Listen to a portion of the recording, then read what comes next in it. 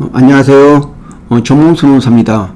오늘은 사용자의 직장 폐쇄에 대해서 말씀드리겠습니다. 직장 폐쇄는 쟁의 행위 중에 하나입니다.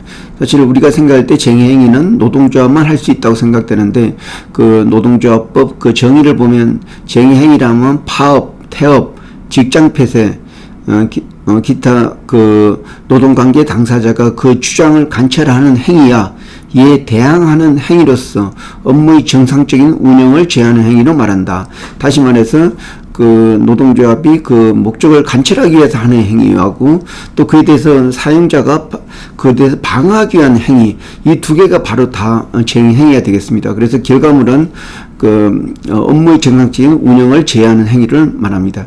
그래서 그 노동조합이 그 쟁행위, 파업이나 태업이나 준법 투쟁 아니면 피켓팅 이런 걸 할 때는 반드시 업무의 정상적인 운영을 제외하는 그러한 행위로 해야 되고 목적을 가지고 해야 되는데, 반드시 또 그에 앞서서 쟁의 행위를 할 때에는 노동조합 반드시 절차를 거쳐야 됩니다. 이것은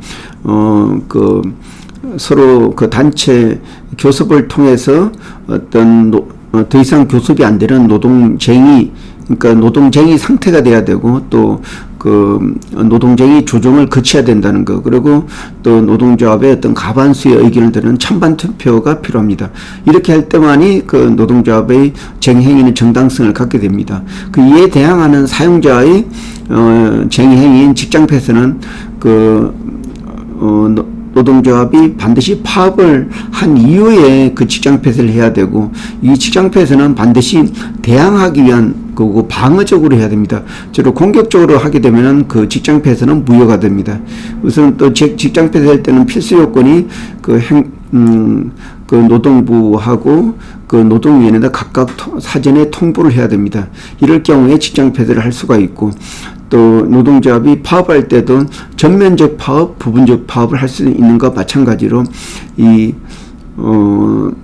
그 사용자도 또 전면적 그 직장 폐쇄, 또 부분적 직장 폐쇄를 할 수가 있습니다.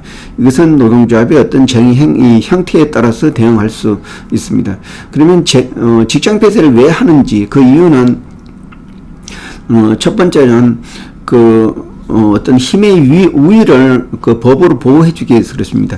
그러니까 근로자가 노동조합이 쟁의 행위를 하게 되면은 사업주가 어떤 단체 교섭에서 어떤 교섭력을 잃게 됩니다. 왜냐면 집단적으로 요구하는데, 근데 그 사업주가 어떤 생산을 안 하기 때문에, 아니면 또 일을 못 하기 때문에 어떤 힘의 우위를 잃게 되는데, 근로자 입장에서는 또 월급을 못 받게 되면 또 이 사람들, 노동조합도 어떤 힘을 잃게 됩니다. 그래서 사용자의 힘을 풀어주기 위해서 하는 건데, 이 직장 폐쇄를 하지 않게 되면은 그 파업을 하는 그 사람들에 대해서만 무노동 무임금을 적용할 수 있지, 그 나머지 사람들은 적용할 수가 없습니다. 그렇기 때문에 그 파업에 대해서 대응하기 위해서 전면적으로 어떤 파업이 있을 때는 전면적으로 직장 폐쇄를 할 수가 있고, 또 부분적으로 파업을 한다고 그러면 또 부분적 그 직장 폐쇄도 할 수가 있습니다.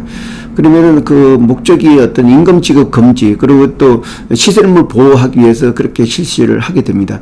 그러면 그 효과는 그렇게 이게 정당한 직장 폐쇄 같은 경우는 그 임금 지급 의무가 금지되어 있고, 근로자의 어떤 출입, 또 직장 정거를 했을 경우에 반드시 그 태거 명령을 할 수가 있습니다. 만약에 태거를 하지 않게 되면은 어떤 태거 불응죄로 해가지고 어떤 사유재산 침입죄로 해서 어떤 처벌, 그 손해배상이나 어떤 처벌의 대상이 됩니다.